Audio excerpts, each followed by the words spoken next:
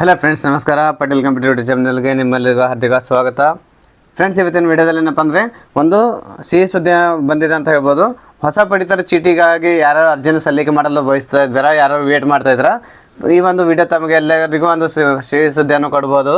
So friends, ಇಲ್ಲಿ ನಾವು ನೋಡಬೇಕಾದ್ರೆ ಇವತ್ತಿನ ದಿನ ಇವತ್ತು ನೀವು ರೇಷನ್ ಕಾರ್ಡ್ ಅಪ್ಲಿಕೇಶನ್ ಆನ್ಲೈನ್ ಮುಖಾಂತರ ಅರ್ಜಿ ಸಲ್ಲಿಕೆ ಮಾಡಲು ಒಂದು ಅವಕಾಶವನ್ನು ಕೊಡಲಾಗಿತ್ತು. ಇದೇ ರೀತಿಯಾಗಿ ನಾಳೆ ಕೂಡ ಒಂದು ಅವಕಾಶ ಕೊಡ್ತಾ ಇದ್ದಾರೆ. ಸೊ ಅದರ ಬಗ್ಗೆ ಸಂಪೂರ್ಣವಾಗಿ ಮಾಹಿತಿ ವಿಡಿಯೋದಲ್ಲಿ ತಿಳಿಸ್ಕೊಡ್ತೇನೆ. ಸೊ ಫ್ರೆಂಡ್ಸ್, ನಮ್ಮ ಮಾಹಿತಿಯನ್ನು ಇಲ್ಲಿ ಮೊದಲಿಗೆ ನೋಡ್ತಾ ಇದ್ದರೆ ನಮ್ಮ ಚಾನಲ್ಗೆ ನೋಡ್ತಾ ಇದ್ದರೆ ನಮ್ಮ ಚಾನಲ್ಗೆ ಸಬ್ಸ್ಕ್ರೈಬ್ ಆಗಿ ಹಾಗೂ ಪಕ್ಕದಲ್ಲಿರೋ ಬೆಲ್ ಬಟನನ್ನು ಆನ್ ಮಾಡಿದನ್ನು ಮರಿಬೇಡಿ. ಸೊ ಫ್ರೆಂಡ್ಸ್, ಇಲ್ಲಿ ವಿಡಿಯೋನ ನೋಡಬೇಕಾದ್ರೆ ಇಲ್ಲಿ new ration card application filling ಅಂತ ಇದೆ.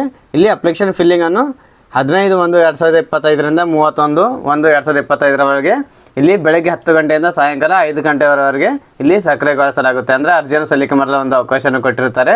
ಅದರಲ್ಲಿ ಜನರಲ್ ನಿವಾರಿಸಿ ಅಂದರೆ ಯಾರು ಬೇಕಾದರೂ ಅರ್ಜಿಯನ್ನು ಸಲ್ಲಿಕೆ ಮಾಡ್ಬೋದು. ಅದಕ್ಕೋಸ್ಕರ ಇಲ್ಲಿ ಒಂದು ಟೈಮಿಂಗ್ ಕೊಟ್ಟಿದ್ದಾರೆ ಹಾಗೂ ಡೇಟ್ ಕೊಟ್ಟಿದ್ದಾರೆ.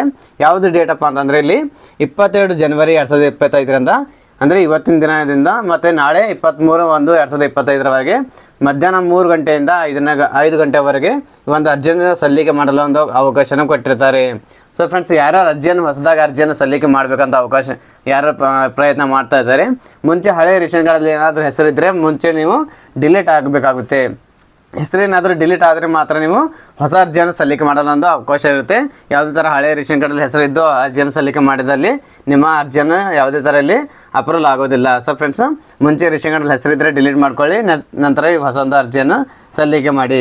ಸೊ ಫ್ರೆಂಡ್ಸ್, ಅದಾದ ಇಲ್ಲಿ ನೀವು ಏನಾದ್ರಪ್ಪ ಹೊಸ ಅರ್ಜಿಯನ್ನು ಸಲ್ಲಿಕೆ ಮಾಡ್ತಾಯಿದ್ರೆ ಇಲ್ಲಿ ಕ್ಯಾಂಡಿಡೇಟ್ ಕಂಪಲ್ಸರಿಯಾಗಿ ವಿಸಿಟ್ ಮಾಡಿ ಅಲ್ಲಿ ತಮ್ಮ ಮುಖಾಂತರ ನೀವು ಅಲ್ಲಿಂದ ಅರ್ಜಿಯನ್ನು ಸಲ್ಲಿಕೆ ಮಾಡ್ಬೋದು. ಯಾವುದೇ ರೀತಿಯಾಗಿ OTP ಮುಖಾಂತರ ನೀವು ಅರ್ಜಿಯನ್ನು ಸಲ್ಲಿಕೆ ಮಾಡಲು ಅನ್ನೋ ಅವಕಾಶವನ್ನು ಕೊಟ್ಟಿಲ್ಲ. ಸೊ ಯಾರ್ಯಾರು ತಮ್ಮ ಬರುತ್ತೆ ಅಂಥ ವ್ಯಕ್ತಿಗಳು ಮಾತ್ರ ಅಲ್ಲಿ ಅರ್ಜಿಯನ್ನು ಸಲ್ಲಿಕೆ ಮಾಡ್ಬೋದು.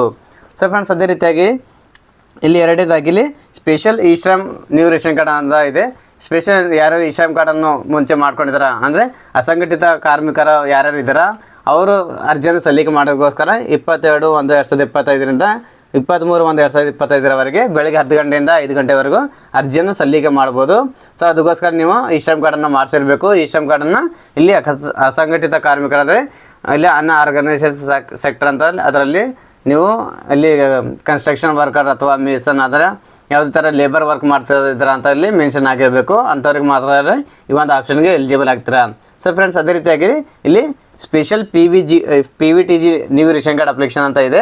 ಅವ್ರಿಗೋಸ್ಕರ ಇಲ್ಲಿ PVTG ಅಂತಂದರೆ ಆದಿವಾಸಿಗಳು ಯಾರು ಆದಿವಾಸಿಗಳು ಇದ್ದಾರೆ ಅಂಥವ್ರು ಕೂಡ ಅರ್ಜಿಯನ್ನು ಸಲ್ಲಿಕೆ ಮಾಡ್ಬೋದು. ಅದಕ್ಕೋಸ್ಕರ 22/1/2025ರಿಂದ ಅಂದರೆ ಇವತ್ತಿನ ದಿನದಿಂದ ನಾಳೆ 23/1/2025ರವರೆಗೆ ಬೆಳಗ್ಗೆ 10 ಗಂಟೆಯಿಂದ ಸಾಯಂಕಾಲ 5 ಗಂಟೆವರೆಗೂ ಅರ್ಜಿಯನ್ನು ಸಲ್ಲಿಕೆ ಮಾಡಲು ಒಂದು ಅವಕಾಶವನ್ನು ಕೊಟ್ಟಿರ್ತಾರೆ.